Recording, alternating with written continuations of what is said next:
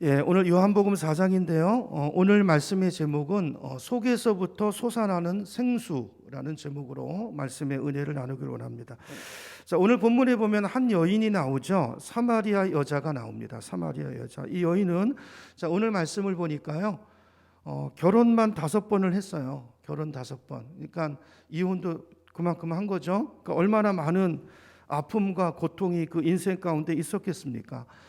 현대를 사는 우리들도 한 번 이혼하고 재혼한다는 것이 이게 보통 일이 아니잖아요. 근데 이분은 2000년 전에, 그때는요 여자의 인권이 없을 때입니다. 그때 5번 이혼을 하고 그때 5번 버림을 받았으니까 이분의 삶이 얼마나 고통이 많았고 얼마나 상처가 많았을까는 이것만 봐도 짐작이 가죠. 여러분, 세상에 태어나서 5번 이혼하고 싶은 여인이 어디 있겠어요? 어쩔 수 없는 상황이요. 그 시대, 그렇죠? 혼자 살아갈 방법도 없고 어쩔 수 없는 그 상황 속에서 아마 이 여인뿐 아니라 많은 사람이 누리는, 여인들이 갖는 고통이었을 것입니다. 매번 남자를 만날 때마다요 기대가 있지 않았겠어요? 그래도 이 남자는 좀 나를 사랑해 주지 않을까? 나를 이해해 주지 않을까? 자, 그런 기대를 가지고 결혼했지만 결혼하고 난 다음에, 그렇죠? 역시 그 남자가 무심한 사람으로 바뀌어지고 또 역시 버림을 받아서 어쩔 수 없이 쫓겨나고 이혼할 수밖에 없었던 그런 사연들이, 아마 이 깊이 묻어둔 상처들이 이 여인의 마음속에 있었을 것입니다. 참, 여기 이제 배경이 사마리아잖아요. 근데 이제 유대 율법에 의하면요 3번 이상 이혼을 허락하지 않아요. 3번까지는 허락을 3번 이상은 안. 5번까지 했다면 생각해 보세요. 율법의 정죄도 올 거 아니에요. 그렇죠? 그 상처에 이 정죄까지 얼마나 사는 것이 하루하루가 힘들었을까요? 자, 그럼에도 불구하고 오늘 성경이 이 여인이 5번 재혼했다는 것을 말해주고 있는 것은 뭘 말하는 걸까요? 그럼에도 불구하고 이 여인의 내면에는요 채워지지 않는 어떤 목마름이 계속 있었다는 거예요. 이 목마름, 그렇죠? 어딘가에는 나를 정말 사랑해주고 내 모습 그대로를 이해해주고 용납해줄 그 사람이 있지 않을까? 그런 목마름 때문에, 그 기대 때문에 이 남자 저 남자를 만나서 결혼했는데, 근데 목마름이 해결됐습니까? 오늘 성경이 말하는 포인트가 뭐죠? 그렇게 해서 해결이 됐나요? 안 됐다는 거예요. 더 삶이 힘들어지고 평판만 더 나빠지고 더 무거운 짐이 얹어지고 수치심과 상처로 얼룩진 그런 인생이 되고 말았다는 것입니다. 근데 오늘 이 여인을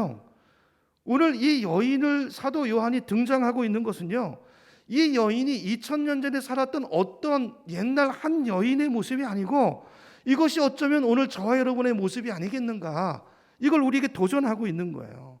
여러분 어떠세요? 여러분 인생에 여러분 안에도 이런 목마름이 있지 않습니까? 목마름이 있잖아요. 제가 볼 때 거의 모든 사람이 공통적으로 가지고 있는 목마름은 크게 2가지인데요. 첫째는 관계에 대한 목마름인 것 같아요. 관계에 대한 목마름. 2번째는요, 다른 사람에게 인정받고 싶은 목마름인 것 같아요. 죽을 때까지 있어, 이게요. 사람들은 전부 다 자기를 사랑해 주기를 원합니다. 내 모습 그대로, 그죠? 날 이해해주고 날 용납해주는 그런 사람, 그런 관계를 갈망해요. 그렇죠? 근데 사실 이런 관계를 우리가 경험해야 되는 곳이 어디입니까? 가정이잖아요. 태어나면서부터. 근데 불행하게도 대부분의 가정 안에서 이런 사랑이 경험되지 않습니다.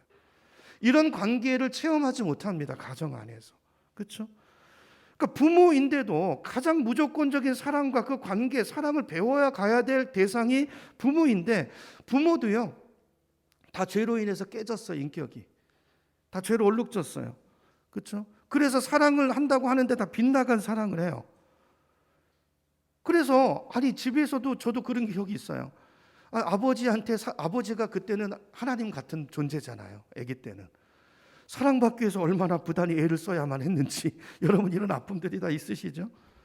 그래서 가정에서 채워지지 않으니까 이제 많은 사람들이 밖에 나가서 젊었을 때 남자들은 어떻게 합니까? 이 여자 저 여자 만나서 데이트도 하고, 그렇죠? 여러분, 남자들이 왜 술집 갈까요? 요즘 여자들도 많이 술집 왜 갑니까? 거기 가서 돈 좀 주면요 인정해줘요, 칭찬해줘요, 그죠? 거짓된 친밀함이죠. 거짓된 사랑, 이걸 갈구한다는 거예요. 그래서 그 돈을 주고 세상에 거기서 술을 먹어요, 남자들이. 그리고 이 남자 저 여자와 데이트도 하고, 여자들은 또 이 남자 저 남자 만나서 데이트하지만 왜요? 갈망을 채워보려는 욕구가 있는데, 그러나 그 관계 속에서도 역시 찾아오는 것은 실망감이에요. 좌절감이고 허무함이에요. 그래도 그 가운데서 가장 자기를 잘 이해해 줄 것 같은 사람과 결혼해서 콩깍지가 씌워서 살지만, 또 감사하고 살려고 가정을 지키려고 부단히 애를 쓰지만 마음속에 여전히 남는 것은 좌절감입니다. 마음속에 통증처럼 느껴지는 진정한 관계에 대한 목마름이 있어요. 우리는 다 남편이 있고 아내가 있고 부모가 있고 자식이 있지만 깨어진 관계 속에서 다 이런 목마름, 통증, 아픔을 가지고 살아요. 그죠? 여러분, 이 목마름은 오늘 성경이 말하는 메시지가 뭡니까? 다 깨진 사람이기 때문에 사람에게서 해결될 수 없다는 거예요. 사람을 통해서 얻어질 수 없다는 것입니다. 이 목마름이 내 남편에게서, 아니 그도 깨어져 있어요. 내 아내에게서, 친구에게서도, 술로도 해결되지 않아요. 동창회도 나가보지만 어렸을 때 그 순수하고 아름다웠던 추억을 나눴던 그 친구를 만나면, 그죠? 내 목마름이 좀 채워지지 않을까? 그 관계 회복이 오지 않을까? 그런데 그 친구도 만나보면요, 처음에는 반갑고 처음에는 옛날에 있었던 그 즐거운 이야기로 꽃을 피우지만, 그러나 10년, 20년, 30년의 세월이 흐른 동안에 깨닫게 되는 게 뭐냐면, 아, 나도 변했고 쟤도 변했구나. 그죠? 상처들이 꽉 차 있어요.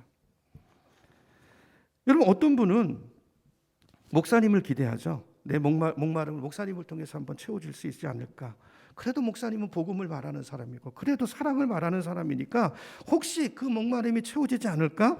그래서요, 교회를 이렇게 찾습니다. 존경해 보이는 목사, 그죠? 존경할 만한 훌륭해 보이는 목사님을 만나서 정도 줘보고요, 사랑도 줘보고, 충성도 줘보지만, 근데 가까이 지내보니까요, 그도 사람이에요. 그렇죠? 인간적인 냄새가 풍기고, 이기심의 냄새가 풍기고, 야망의 냄새가 풍기고, 그런 것들을 보면서 또 다시 실망하게 됩니다. 어쩌면 존경하고 기대했기 때문에 그 실망과 아픔은 더 클 수도 있어요.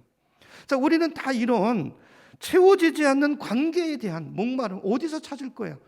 끊임없이 오늘 5번 혹시나 했더니 역시나고, 우리도 이렇게 살아요. 그렇죠? 이 사람 기대보고 저 사람 기대보고, 가서 또 술 먹고, 이런 목마름을 가지고 사는 게 현대인들의 인생이라는 것입니다. 두 번째 목마름은요, 인정받고자 하는 목마름이 있어요. 다 있으시죠, 여러분? 어차피 한 번 사는 인생인데 좀 잘 살아보고 싶지 않습니까? 인정받는 인생 되고 싶지 않습니까? 아, 내가 죽고 난 다음에 저런 사람이 있었어, 기억도 못하는 그런 인생 살고 싶지 않잖아요. 뭔가 내가 이런 걸 이루었다라는 걸 뭔가 누군가에게 보여주고 싶고, 그래서 인정을 받고 존경받는 인생이고 싶어요. 그런 목마름이 우리 누구에게 다 있습니다. 우리 안에 경쟁심이 있고요, 누가 잘 되는 거 보면 배가 아파요. 저 자리 내가 있어야 되는데. 목마름. 특별히 어렸을 때는요, 다 대부분 자녀들은 아빠에게 인정받고 싶은 목마름이 있어요. 아버지가 중요합니다, 여러분. 가정에서 아버지에게 사랑받은 딸은요, 그런 남자 만나요. 사랑 못 받으면 또 이상해요. 이 참 중요해요, 여러분. 아버지가 살아야 가정이 삽니다.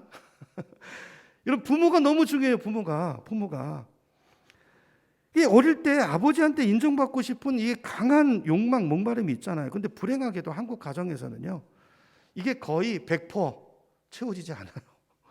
배워본 적이 없어요. 좋은 아버지상을 우리가 못 봤다고요. 남자들도 이상하게 표현 안 하는 게 미덕인 줄 알아요. 그거 아닙니다. 비성경적입니다. 그러니까 이제 이게 나를 인정해 주지 않고 칭찬이 안 오니까 너무 인색하니까, 이게요, 애들은 칭찬과 사랑과 격려를 잘하는 거거든요. 애들뿐이 아니라 사람도 그래요. 목사도 그렇습니다, 여러분. 그걸로 잘하는 거예요. 그러니까 안 오니까, 정상적으로 안 오니까 어떻게 해야 되죠? 뭘 해야 돼요. 그죠? 공부를 잘하면 채워질까? 그래서 공부를 열심히 하는 애들이 있어요. 근데요, 이게 뭘 잘하고 안 하고가 아니라, 저도 공부 잘했어요. 잘했거든요. 근데 칭찬하시는 법이 없으세요.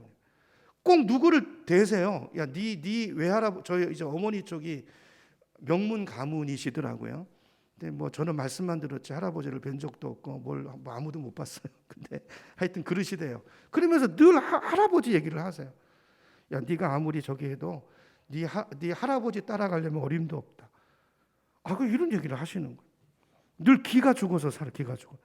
여러분, 석사를 하고 박사학위를 따면 여러분 그 학위가 우리 목마름을 채워줄까요? 아니에요. 많은 분들이요, 통계를 보면 학위 수여식 전날에요, 디프레션에 빠진대, 우울증에 빠져가지고요.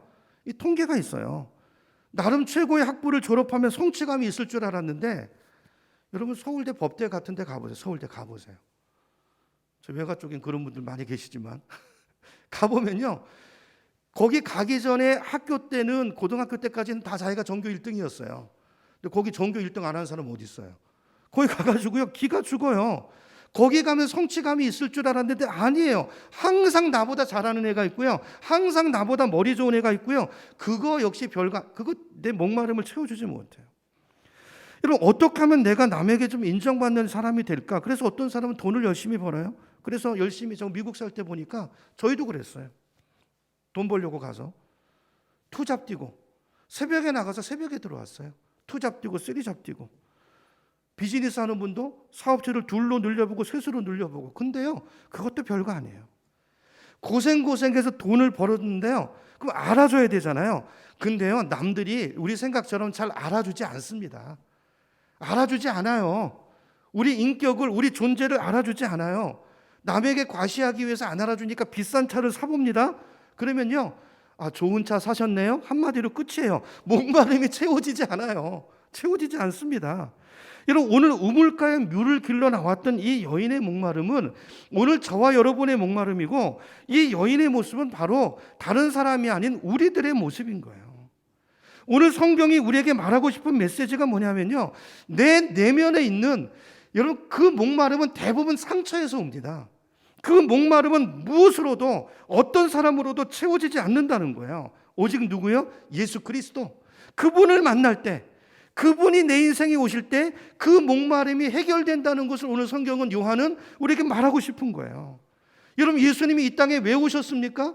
어떤 것으로도, 그 누구로도 내 목마름을 채워줄 수 있는 사람이 이 땅에는 없어요. 그래서 주님이 그 우리 목마름을 채워주기 위해서, 우리의 만족이 되기 위해서 그분이 우리 가운데 오신 줄로 믿습니다. 오늘 이 여인에게 그 만남이 일어나는 거예요. 여러분, 이걸 은혜라고 하잖아요. 여러분 다 이 은혜를 받으신 거예요. 여기 와 계시는 거잖아요. 여러분, 오늘 이제 말씀으로 가서 본문으로 가보시면, 여인이 우물가로 물을 길러 왔는데, 그때 시간이 몇 시라고 되어 있냐면 6시라고 되어 있죠. 6시면, 유대 시간이 6시면 우리 시간으로는 거기 6을 더하시면 돼요. 그럼 12시예요. 난 12시면 정오입니다. 가장 뜨거울 때예요. 이 지역은 사막지대잖아요. 더운 지역. 그러니까 이때는요, 아무도 다니지 않는 시간입니다. 근데 그 여인이 그 시간에 물을 길러 나와서 뭘 말하는 거죠? 사람 보고 싶지 않다는 거. 아까 말했잖아요. 5번 이혼했는데 율법에는 3번까지인데 저게 인간이야? 그런 꼴 당하고 싶지 않은 거죠. 다 그런 인간들이니까. 그렇죠? 다 정죄하는. 그래서 그때 왔는데, 아무도 없을 시간인데 어떤 웬 청년이 우물가에 앉아 있어요. 보니까 한 30살 정도 돼 보이는 아주 평범한 젊은 유대 청년이에요. 유대 청년. 여러분, 유대인은요, 사마리아 사람과는 상극입니다. 이 여자가 사마리아 사람이잖아요. 유대인 쪽에서 보면 사마리아 사람은요, 가장 이방인보다도 더 경멸하는 사람이고요. 반대쪽 사마리아 사람 쪽에서는, 유대인들이 자기들 경멸하니까 자기들은 저 사람들 증오해요. 증오. 그런 관. 그래서 이 사람들은 서로 얼굴도 안 마주치고요, 말도 섞지 않는 사이예요. 그래서 웬 그 유대 청년이 와 있어? 그래서 외면을 하고, 자기 이제 물 뜨러 왔으니까 두레박 내리고, 저 사람 유대인이니까, 여기 사는 사람 아니니까 나에 대해서 알 일은 없고 물 뜨고 가야지. 그래서 이제 두레박을 내리려고 하는데, 깜짝 놀랄 만한 일이 일어납니다. 청년이 자기한테 말을 거는 거예요. 아주머니, 내게 물 좀 주실래요? 여러분, 그 당시에 남자는요, 여자와 공적인 석상에서는요, 이야기를 하지 않는 게 관례입니다. 심지어 자기 딸과 아내와도 얘기를 안 해요. 우리나라 유교 문화랑 비슷하죠. 여기 그 유대 그 역사 문화가 우리나라 역사 문화하고 굉장히 휩싸여요. 그래서 경건한 사람들은 옆에 여자가 오면 이제 시험에 들까봐 이제 아예 안 봅니다. 그 얘기 계속 쳐다보고 이래가지고 또 시험 들면 안 되니까. 그래서 눈을 질끈 감고 걷다가요, 뭐 어디 뭐 돌에 부딪히기도 하고 그런 이제 해프닝까지 있을 정도로 남자는 여자를 쳐다보지도 않고 말은 더더욱 이게 걸면 안 되는 게 당시 관례인데, 아니 지금 예수라는 청년이 그 금기를 깨고 말을 걸어오는 거예요. 이 자체로 놀랄만한 일인 것입니다. 제가 이제 잠깐 오늘 본문을 이해하기 위해서 유대 역사 공부를 좀 하고 넘어가려고 하는데요. 왜 이들이 앙숙인가? 사마리아 사람과 유대 사람들이 왜 이렇게 서로 미워하고 증오하는 관계인가를 이해할 필요가 있는데요. 여러분, 이스라엘 역사 가운데서 이스라엘이 가장 전성기를 누렸을 때가 언제냐면 솔로몬 왕 때입니다. 솔로몬 왕 때. 그러니까 우리나라로 말하면 이제 솔로몬의 아버지가 다윗 왕이잖아요. 다윗 왕은 고구려 광개토 대왕 같은 사람이고요. 영토를 넓힌, 그리고 장수왕 때가 제일 부강했을 때잖아요. 그러니까 그 솔로몬이 이제 장수왕 같은 때예요. 자, 그런데 그게 오래 가지 못합니다. 솔로몬이 죽고 나서 나라가 두 쪽이 나요. 우리나라처럼 남과 북으로 두 쪽이 나버려요. 그래서 이스라엘이 이제 12지파가 있잖아요. 그러니까 12지파 중에서 10개의 지파가 나라를 떼어가지고 북쪽 이스라엘을 따로 만들어요. 그리고 정통성을 가진 지파는 이제 다윗 지파인데요. 유다 지파, 다윗이 속한 유다 지파, 베냐민 지파 두 지파가 유다라는 나라의 명맥을 이어갑니다. 그죠? 남쪽 두 지파, 위에 10지파. 자, 이렇게 이제 역사가 한 200여 년간 이제 진행이 되다가 북쪽 이스라엘이 먼저 망하죠. 누구한테 망합니까? 아수르라는 신흥 강국에게 무너져요. 근데 아수르는요, 굉장히 잔인한 나라입니다. 자, 이 민족은 아시리아는요, 다른 나라를 정복하잖아요. 그러면 그 민족의 정체성을 아주 말살해버리기 위해서 어떻게 하냐면 백성들을 다 포로로 붙잡아 가가지고 자기들이 정복한 땅이 굉장히 넓은데 여기 조금 저기 조금 흩어버려요. 그리고 또 딴 나라에서 포로를 이만큼 잡아다가 또 이렇게 흩어요. 또 딴 데서 잡아다가 또 흩어요. 섞어버리는 거예요. 그래서 거기 섞어서 서로 이방 사람들과 결혼하게 만들어서 민족의 정체성을 혼을 다 빼버리는 거예요. 이게 식민 정책이었어요. 그래서 지금 사마리아 땅에도 똑같은 일이 일어난 거예요. 사마리아는 북쪽 이스라엘의 땅이잖아요. 그렇죠? 거기서 사람들을 잡아다가 이제 다 흩어버린 거예요. 그리고 이제 그 땅에 좀 남은 사람들이 있겠죠. 조금 남겨놓고 다 흩어버리고 다른 데서 잡아온 사람들을 걷다가 사마리아 땅에다 섞어버리고 결혼을 하게 하고 정착을 시켜서 함께 살게 만들어버린 거예요. 자, 그러다 보니까 사마리아 사람들은, 여러분 이스라엘 백성들은 유대 민족, 우리 민족이랑 똑같이 혈통을 굉장히 중요하게 생각합니다. 선민의식을 가지고 있잖아요. 우리는 선택받은 하나님의 백성이다. 근데 사마리아는 섞여버렸죠. 그러니까 인정하지 않는 거예요. 쟤네들은 유대인이 아니야, 이렇게 버리는 거예요. 그렇죠? 그래서 사마리아 사람들은 유대 사람의 정통성을 완전히 잃어버리고 다른 나라에서 끌려온 사람들과 결혼해서 살다 보니까 막 그냥 우상도 들어오고 잡탕이 돼가지고 혼혈이 돼버리고 만 거예요. 그래서 10지파는요 실제적으로 흔적이 없어지고 말았어요. 자, 그럼 남쪽 유다는 어떻게 됐는가? 남쪽은 이제 두 지파라고 그랬잖아요. 남쪽은요, 북쪽 이스라엘이 망하고 나서 한 150년 정도를 더 갑니다. 북쪽이 722년, BC 722년에 망하고 남쪽이 586, BC 586년에 망했는데요. 그러니까 150년을 더 가는데 그 사이에 어떤 일이 일어나냐면요, 북쪽 이스라엘을 삼켰던 아수르가 망해요. 바벨론이라는 나라에게 망하고 바벨론이 유다를 침공해서 유다를 멸망시켜요. 자, 그런데 그래서 바벨론이 전에는 아수르가 북이스라엘을 다 끌고 갔고 특별히 사마리아 사람들을, 지금은 바벨론이 유다 사람들, 남쪽 사람들을 포로로 붙잡아 가는데 바벨론 사람들은 굉장히 관대하고 신사적이었어요. 포로로 잡아가서도 그들끼리 모여 살도록 민족의 순수성을 유지하게 해줍니다. 고수하도록 허락해 줍니다. 자, 그래서 여러분 이제 뭐 느헤미야서, 에스라 뭐 다 그 얘기잖아요. 그렇죠? 포로 귀환이 이루어지죠. 하나님의 역사에 의해서 다리오 왕을 사용하셔가지고 70년 만에 많은 사람들이 포로로 돌아와서 성전을 짓기 시작하고 성벽을 쌓고 민족의 정통성을 다시 세우기 시작하는데, 그게 이제 성경 에스라, 느헤미야 이야기인데요. 자, 그때 어떤 일이 일어납니까? 포로로 갔던 바벨론에 붙잡혀 있던 유대 사람들이 포로 귀환을 하잖아요. 그래서 막 성전을 짓고 성벽을 짓고 할 때 사마리아 사람들이 찾아와요. 야, 니네랑 우리랑 동족이잖아. 우리가 도와줄게, 같이 하자. 우리 같이 일어나자. 그랬더니 유대 사람들이 어떻게 했을까요? 쌀쌀하게 내쳐버렸어요. 왜요? 니들이 무슨 유대인이냐? 니들 잡탕이잖아. 섞였잖아. 그렇죠? 이때부터 배척하기 시작해요. 그러면서 서로의 미움의 관계가 시작이 돼요. 자, 그래서 이때부터 이 유대인들과 사마리아 사람들은 절대 왕래하지 않습니다. 서로의 땅에 들어가지 않아요. 왜요? 섞일까 봐. 유대인들이 섞일까 봐. 사마리아 사람은 자존심이 있으니까. 그러니까 상처가 얼마나 많았겠어요. 증오하는 관계, 증오하는 관계. 자, 그래서 오늘 본문에 보면 사마리아 사람들도요, 아이, 더러워서 안 한다. 그러면서 성전도 어디 있어요? 유대 땅에 있어요. 예루살렘 성전에. 거기서 예배 드리는 것을 거부합니다. 그리고 그리심 산에다가, 자기 지역의 산에다가 자기들 나름대로 성전을 세워서 거기서 예배를 드려요. 예배가 분리가 돼요. 그리고 성경도 니네가 보는 성경 우리 안 봐. 자존심 안 봐. 예를 들면 에스라서 느헤미야서 성경에 들어왔지만 사마리아 사람들 그걸 성경으로 받아들이겠어요? 그 사람들 역사잖아요. 바벨론의 포로로 끌려갔던. 그거 인정 안 해요. 그래서 자기들은 우리는 오직 모세 오경만 성경으로 받아. 모세만 우리 조상이야. 그분이 기록한 모세 오경 뭐예요? 창세기, 출애굽기, 레위기, 민수기, 신명기 요것만 성경으로 인정을 했다고요. 이렇게 차이가 있었어요. 자, 그래서 유대 사람들은 사마리아 사람들을 이방인보다 더 경멸했고 개처럼 취급했고요. 그렇죠? 사마리아 사람들은 자기들을 그렇게 대접하는 유대인들을 이방인보다 더 증오합니다. 더 증오, 미워했어요. 자, 이런 뿌리 깊은 높은 장벽이 있는데 지금 이상한 일이 일어난 거예요. 볼 수 없는 유대 청년 예수님이 그걸 다 무시하고 사마리아, 그것도 여자한테 말을 걸어온 거예요. 9절이에요. 9절로 가보세요.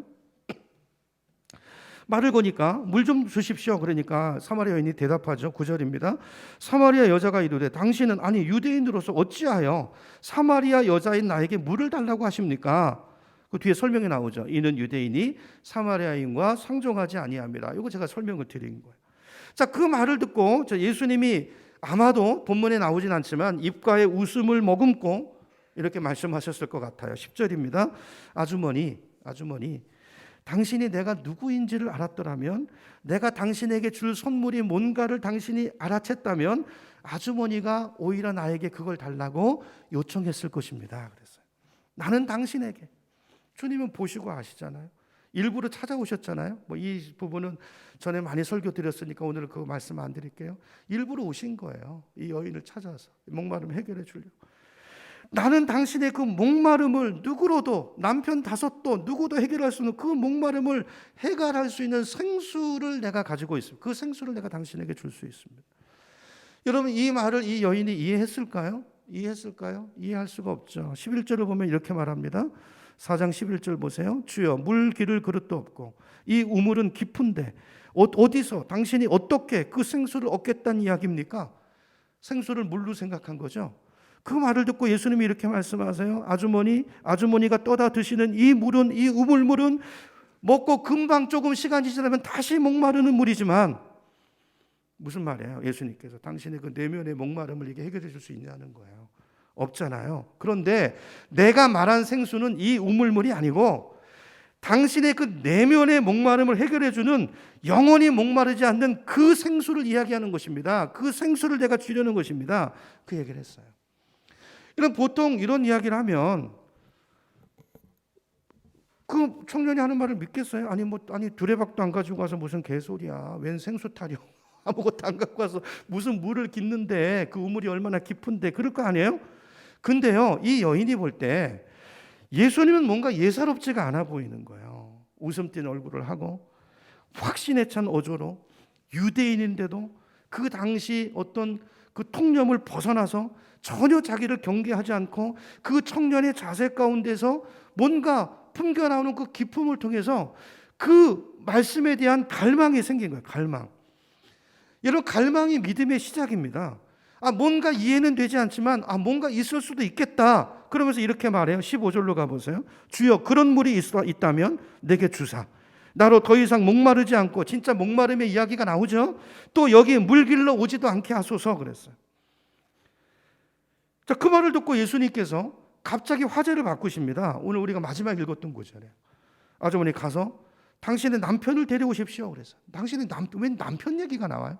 남편을 데리고 오십시오 그랬어요. 이 이야기를 듣는 순간 이 여인은 갑자기 순간 대답을 잃어버렸을 거예요. 남편? 그렇지, 내가 남편이 5 있었던 여자지. 그동안에 자기 인생이 스쳐 지나갔어. 그동안 5명의 남편이 있었는데 내 남편이 누구지? 다 헤어지고 지금 어떤 다른 남자와 지금 동거하고 있는데 그 사람은요 결혼도 안 했어요. 그냥 그럼 그 사람이 남편일까? 그 사람은 남편이 아니고 그럼 누굴까? 뭐 이런 생각들이 스쳐 지나갈 수 있어요. 그래서 이렇게 말합니다. 저는 남편이 없습니다. 자, 그랬더니 예수님이 다시 질문하세요. 다시 말씀하세요. 17절로 가보세요. 남편이 없다는 아주머니 말씀이 맞겠네요. 아주머니 5번 결혼하셨죠? 그리고 지금은 결혼하지도 않고 어떤 분하고 동거하고 계시죠? 그러니까 남편이 없다는 말씀이 맞습니다. 맞겠네요. 여러분, 이 말을 듣고 이 여인이 어떤 생각이 들었을까요? 여러분, 예언기도 하시는 분들 만나요? 제 아내가 이제 청년 때 이제 대만 선교를 갔는데요. 이제 중국어 전공을 해서 이제 통역을 하고 이렇게 갔는데 이제 선교 대원들 중에 어떤 강도사님인가 그때 하여튼 목사님이 계셨는데 언어가 안 돼요. 언어가 안 되는데 현지 대만에 가가지고요. 어떻게 복음을 전하냐면 그 사람을 위해서 기도하는데 손을 얹고 기도하면 성령이요 그 사람의 과거를 다 이야기하게 하세요. 당신 결혼을 3번 했는데 그 아픔이 있었고 그때 낳았던 그 애가 이렇게 죽었고 이야기를 하고 통역하라고 아내한테. 말도 안 통해요. 손 얹고 기도하는 겁니다. 예언의 은사. 그 사람의 그 아픔, 슬픔이 다 나오는 거예요. 통역하는 이야기를 듣고 아내가 그때 뭐 얼마나 통역을 하면 잘했겠어요. 포인트 얘기했겠죠. 이렇게 그 이야기를 듣고 그 대만 사람이 통곡을 하면서 오늘 이 상황이 일어난 거예요. 나를 본 적도 없고 만난 적도 없는데 내 과거를 어떻게 이렇게 정확하게 맞춰요? 그 앞에 어떤 신적인 역사에 무릎을 꿇고 복음을 듣고 예수를 영접하는 역사들이 일어나는 거예요. 이런 선교지에 지금도 이런 역사들이 막 일어납니다. 여러분, 이 여인이 어떤 생각이 들었겠어요? 이분은 나를 만난 적도 없고 본 적도 없는 사람인데 어떻게 내 과거를 다 알아? 그러면서 번뜩 떠오른 생각이 뭐예요? 이분은 예언자인가 보다. 19절입니다. 19절. 여자가 이르되 주여 내가 보니 선지자시군요. 그러면서 이 마음속에 소망이 생긴 거예요. 그러니까 아까 예수님이 하신 말씀에 깨달아진 거예요. 그렇구나. 이분이 말하는 생수는 이 우물물이 아니구나. 내 인생 과거의 아픔을 말했잖아요. 내 인생의 목마름 이거를 해결하기 위해서 하나님이 주시는 어떤 생수인가 보다. 이게 아니구나. 그러면 하나님이 생수를 나에게 이분을 통해서 주려면 내가 하나님을 만나야 되는데 내가 하나님을 어떻게 어디서 만나지? 그래서 예배에 대한 질문이 나오는 거예요. 이스라엘 사람들은 20절입니다. 이스라엘 사람들은 예루살렘에 와서 거기 성전이 있으니까 거기서 예배를 드려야 된다고 하고 이쪽 사람들은 아니다. 그리심산 여기서 드리면 된다 말하는데 어디가 맞는 곳입니까? 왜냐하면 만나야 되잖아요. 그러니까 이 여인 속에 아직도 갈망이 있는 이 갈망이 목마름이 있는 거예요. 20절 우리 조상들은 이 산에서 예배했는데 당신들의 말은 예배할 곳이 예루살렘에 있다 하더이다. 어떤 말이 많습니까? 어떻게 해야 됩니까? 나 주님 만나고 싶은데 주님이 대답하세요. 뭐라고 말씀하세요? 하나님은 영이시니 하나님 영이시기 때문에 장소가 중요한 게 아니고 어디서 드리느냐 그게 중요한 게 아니고 언제든지 어디든지 하나님 영이세요. 어디에나 계세요. 그러므로 당신 있는 곳에서 진리와 영으로 예배드리면 그것이 하나님 받으시는 예배가 되는 것입니다. 하나님은 이런 예배를 찾으시고 이런 예배자를 찾으십니다. 여러분 이게 오늘 본문의 요지예요. 요지. 평생을 목말라 했던 이 여인의 목마름이 오늘 해결되는 순간이 오늘 본문인 것입니다. 여러분 저와 여러분의 목마름도 마찬가지죠. 우리의 목마름이 어디서 해결될까요? 이 자리예요. 하나님을 예배하는. 아니요. 이 자리가 아니라고 그랬죠. 주님이. 어느 곳이든지 신령과 진정으로 예배하는 그 자리에 주님이 임하신다는 거예요. 여러분 하나님을 만나야 됩니다. 우리 주님의 목마름, 우리 갈증, 내면의 갈증을 해결하는 방법은 이 텅 빈 내 안에 주님이 오셔야 돼. 주님으로 채워져야 그 갈증이 채워지고 해결되는 거예요. 우리 주변을 보면 내 인생의 목마름을 다 사람들이 목마르잖아요. 그래서 그걸 채워보려고 여기도 가보고 저기도 가보고 어떤 철학집에도 가보고 전 보는 집에도 가보고 돈이나 쾌락 술집에도 가보고 그런 걸로 해결해 보려고 하지만 그런 것이 잠시 동안은 내 인생의 문제를 해결해 주는 것 같고 잠시는 목마름을 해결해 주는 것 같지만 근본적으로는요 우리를 더 무너뜨립니다. 이 여인을 보세요. 결혼이 이 여인의 목마름을 해결해 줬습니까? 5번 이혼하고 남은 게 뭐겠어요? 우리의 목마름을 해결해 줄 수 있는 것은 오늘 사도 요한이 말하는 게 뭐예요? 사람도 아니고 돈도 아니고 하나님이 오셔야 된다는 거예요. 하나님을, 그리스도를 만나셔야 된다는 것입니다. 그래서 성령이 내 안에 와야, 예수님을 영접하고 성령을 보내주셔야 그분이 나의 텅 빈 내면을 채워주고 그때 우리 속에 생수를 터뜨려 주시고, 그래야 내 인생의 방황을 그치고 갈증이 해결된다는 거예요. 여러분, 여러분이 가지신 목마름을 다른 것으로 해결하려고 하지 마시기 바랍니다. 돈으로 안 됩니다. 술로 안 됩니다. 중독에 빠져요. 사람 중독. 종교로 안 돼요. 기독교는 종교가 아니에요. 종교 중독 안 됩니다. 여러분, 사람이 여러분의 목마름을 채워줄 수 없어요. 사람 찾아다니지 마시고, 어떤 분은 교회 다니시면서도요, 사람 찾아다니는 분이 있어요. 그러시면 안 돼요. 사람 기대하지 마세요. 우리의 목마름은 하나님을 떠나서 생긴 목마름이기 때문에 하나님이 계셔야 우리 인생이 인생되는 거예요. 하나님 그렇게 만드셨어요. 근데 죄가 하나님과 우리 사이를 갈라놓고 하나님과 내가 분리돼서 오는 목마름이고 결핍이기 때문에 다시 이 문제가 해결돼야 채워지는 것입니다. 죄 문제가 해결돼야 돼요. 그렇죠? 그 문제를 해결하기 위해서 예수님이 오신 거예요. 예수님을 영접하면, 내 죄 문제가 해결되면 내 안에 거룩한 영 계신 하나님이 오세요. 그분이 오시면 어떤 갈망이든지 어떤 문제든지 우리 인생의 모든 만 가지 갈증과 갈망의 목마름이 그 주님으로 인해서 해결되는 줄로 믿으시기 바랍니다. 여러분, 그래서 보세요. 하나님을 떠난 인간이 목마름을 느끼는 것은 어떻게 보면 당연한 것이고 자연스러운 것입니다. 그 자체가 잘못된 것은 아니에요. 이런 관계에 목마름이 있으시죠? 인정받고자 하는 목마름이 있으시잖아요. 뭐 인정받고자 하는 거, 이거 나쁜 거 아니고요.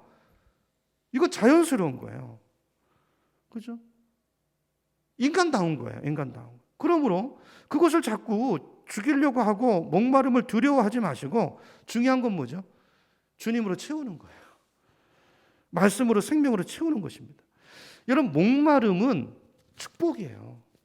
여러분, 우리 가운데 여기 이렇게 뭐 다치면 아프잖아요. 고통은 신이 주신 축복입니다. 고통을 모르면 어떻게 될까요? 그 나병 환자를 보셨나요? 아픈지 모르니까 손이 뽑혀나가도 모르잖아요. 고통은 사인이에요. 나를 지키는. 목마름이 내 영혼을 지키는 사인인 것입니다.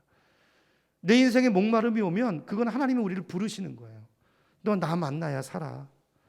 나 만나야 그 갈증이 해결돼. 우린 자꾸 내 목마름을 채우려고 자꾸 죄를 향해 달려가요. 술을 향해 달려가고 죄를 향해 달려가요. 엉뚱한 여자 품에 안고 그걸로 목마름을 해결해 볼리는 이 중독에 빠져요. 죄의 중독에. 우리를 망하게 하는 것입니다. 망하게 하는 거예요. 저도 청년 시절을 많이 방황했어요. 너무 외롭고 너무 두려웠어요. 인생이. 너무 목이 말라서 저도 끊임없이 사람을 찾았고 술을 찾았고요. 크리스마스 성탄절 되면요, 그때 예수 안 믿을 때 친구들이랑 맨날 그 여간방 하나 잡아가지고요, 밤새도록 술 마시면서 이거 했어. 이거 동양화 이거 해보셨나요? 이거 밤새도록. 근데요, 그 모든 것이 사람이 나에게 해줄 수 있는 것이 제한적이더라, 없더라고요. 그러던 제 인생 가운데 오늘 사마리아 여인을 예수님이 찾아오신 것처럼 제 인생 가운데 주님이 찾아오셨어요. 여러 가지 과정을 통해서 주님을 영접하고, 그리고 나서 제 내면의 깊은 목마름이 해결됐어요.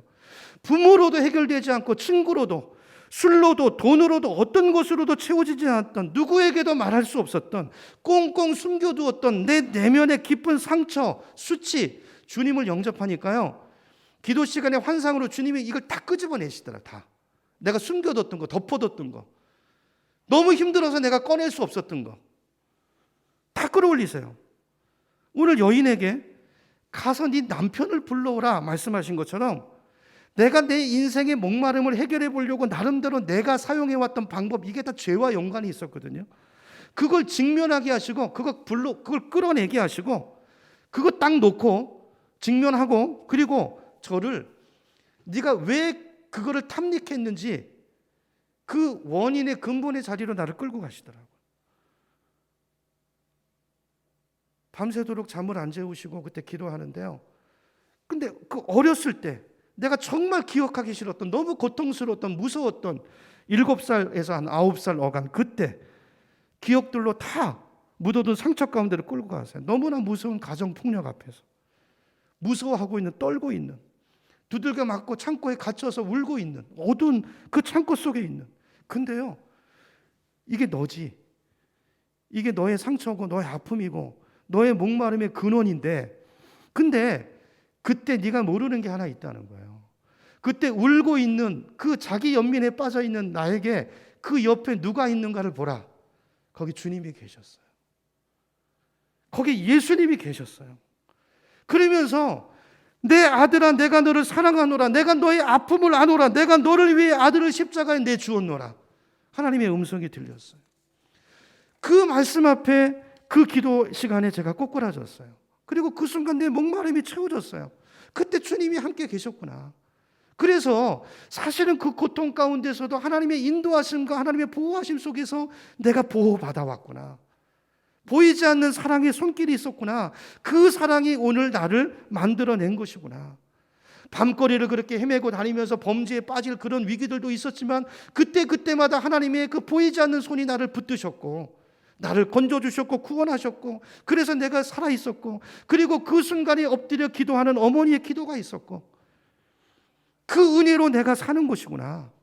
이걸 깨닫고 꼬꾸라지고 울고 회개하면서, 그리고요 내 죄가 끊어져 나갔어요. 여러분, 죄는 이렇게 끊어지는 것입니다. 내가 그 죄를 끊어보겠다고 결심하고 머리띠 맨다고 끊어지는 게 아니고, 이 사랑을 깨달아지고 주님이 내 안에 오시면, 그 사랑이 깨달아지면 더 이상 잘못된 방법으로 목마름을 채울 필요가 없잖아요. 목말라서 내가 그렇게 사는 건데, 그렇죠? 그 사랑에 감사해서 기도할 때마다 제가 눈물을 흘릴 때가 한두 번이 아니에요. 저는 어렸을 때 참 많이 힘든 가정에서 컸어요. 사랑에 굶주려 있었기 때문에, 그래서 어쩌면 하나님, 그 목마름이 컸기 때문에 하나님께서 더 엄청난 사랑을 주셨는지도 모르겠어요. 제가 예를 들기 위해서 제 어렸을 때 이야기를 했지만, 이게 뭐 제가 지금 슬퍼서 하는 이야기도 아니고 내 과거가 유감스러워서 하는 얘기도 아니에요. 지나고 보니까 이게 은혜였더라고요. 여러분 기억하세요. 그 자리에 주님이 함께 계세요.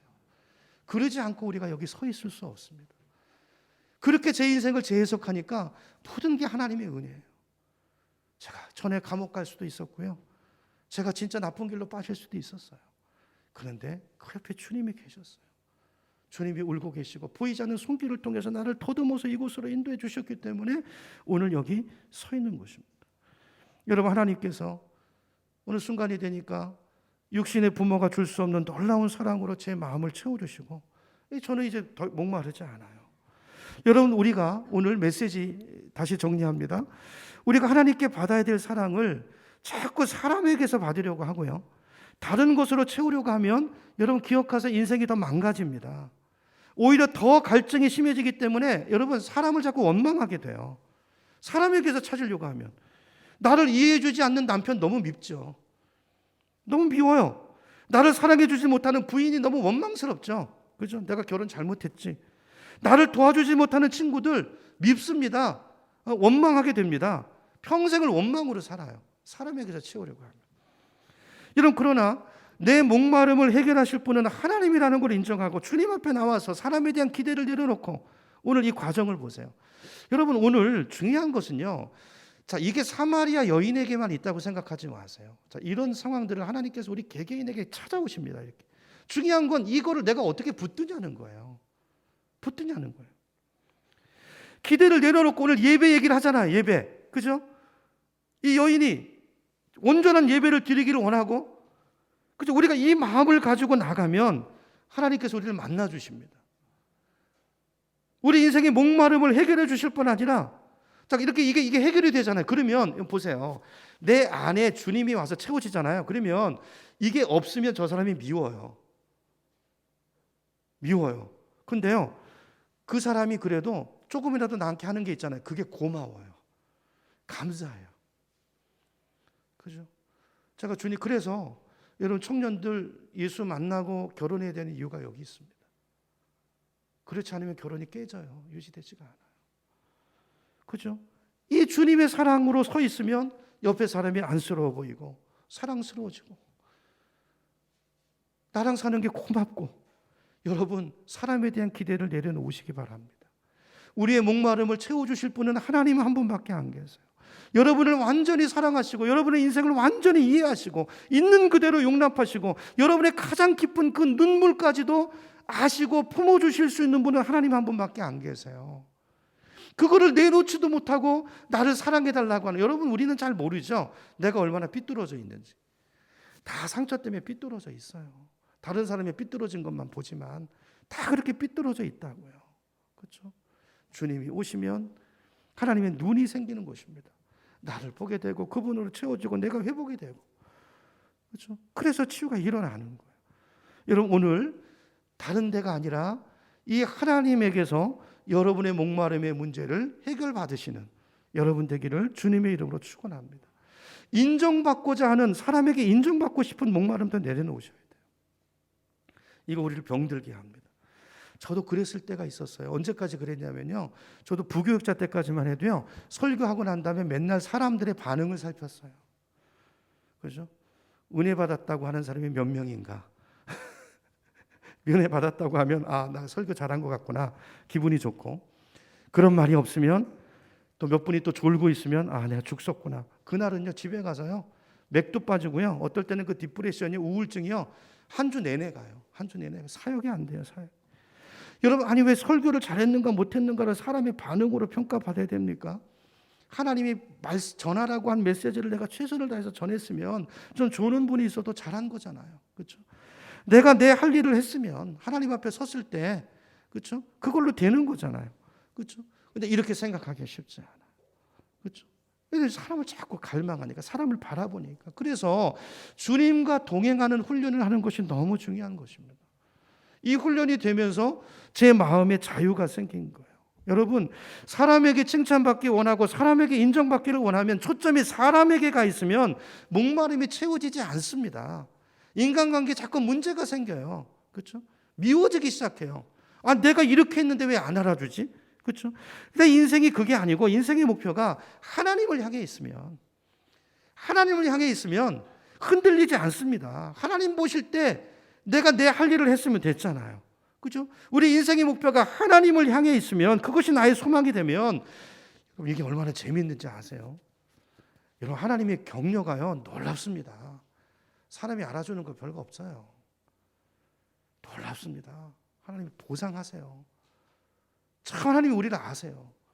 신실하게 우리에게 베풀어 주세요. 여러분, 그 하나님과의 사귐 속에서 여러분의 신앙을 하나님과의 관계 속에서 이루어 가신 여러분 되기를 축복합니다.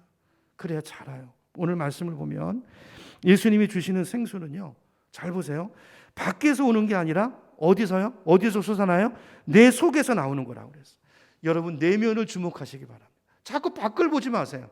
뭐 어디 로또가 그런 거 아니에요. 그런 거 아니고 내 속에서. 14절로 가봅니다. 14절. 내가 주는 물을 마시는 자는 영원히 목마르지 아니하리니 내가 주는 물은 어디서요? 어디에서요? 그 사람 속에서 영생하도록 솟아나는 샘물이 되리라 그랬어요. 여러분, 성령님이 내 안에 오셨습니다. 내 안에 오셔서 지금도 내 삶의 변화를 일으키시고 내 내면 속에서 영생하도록 솟아나는 샘물을 터뜨려주고 계십니다. 그 생수를 날마다 여러분 맛보시면서 여러분의 갈증을 해소할 뿐 아니라 하나님의 사랑과 능력을 날마다 체험하면서 그 기쁨과 감격 가운데 사람에 대한 기대를 내려놓으시고 하나님으로 충분해요. 그걸 맛보시면, 그렇죠? 그렇게 남은 인생을 살아가시는 우리 모두가 되기를 주님의 이름으로 축원합니다.